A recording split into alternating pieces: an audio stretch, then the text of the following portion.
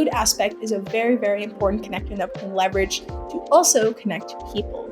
But I think when you bring communities together to design their own, what I like to call Nutriverse, based on their specific needs and their specific considerations, you can prioritize these local and regional producers for investments, and that way we can effectively go global. I'm not sure if you've heard that term, but global essentially means supporting local food systems at a global scale.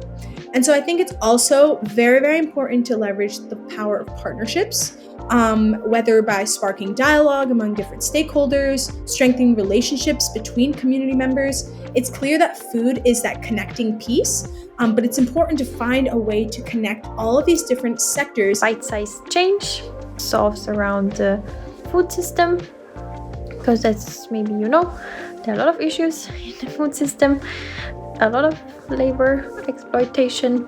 We are here today and we are calling policymakers to honor their commitments and enact legislation that foster fair and sustainable food system.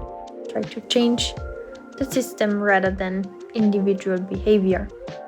But did you know that there's actually 1.5 times the amount of food needed to feed everyone on the planet? That's enough for around 10 billion people, which is the estimated global population for 2050. However, we still see that over 828 million people still lack access to a consistent source of nutritionally adequate food all across the world. But what's that central missing piece that's driving a large majority of these structural obstacles? Distribution. And I think it all boils down to how resources are allocated and whether equity is prioritized throughout all aspects of the food supply chain. Some of our organizations have a youth movement. They have local groups all over Europe to have the opportunity for young people to get involved in issues around food, be it on a campaigning side, but also on a policy side. Try to find a group of like-minded people in your city or town or wherever you are, or also online. The future belongs to us youth. The future of the society, our future, it belongs to us. And I know a lot of people that are not happy with how policies are going. Living prices are rising, living costs are rising. The climate catastrophe is not being battled enough, and inequalities and injustices are rising even more than ever before.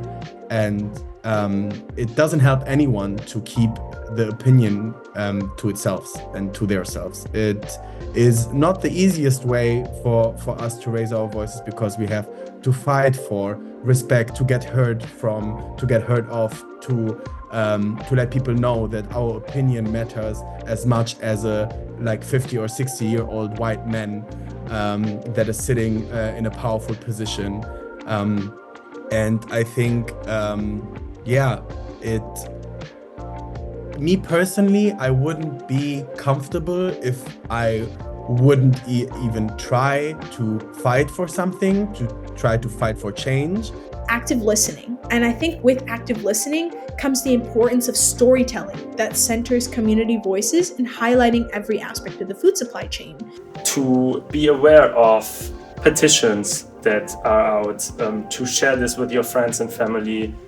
This is always something to be good to be aware of, different organizations working on these issues. And involve community level engagement, especially to create that solid foundation. Whatever you do, it's enough and it's a good step. Hi, I'm Crystal. Hello, I'm Julia. I believe in the power of people. I'm one of the young fair trade advocates. We were a group of young people aged 18 to 30, and we try to influence a bit the political level more towards trade that actually works for the people and the planet, meaning that trade is not stemming on exploitation of other people, especially in other countries or from other countries.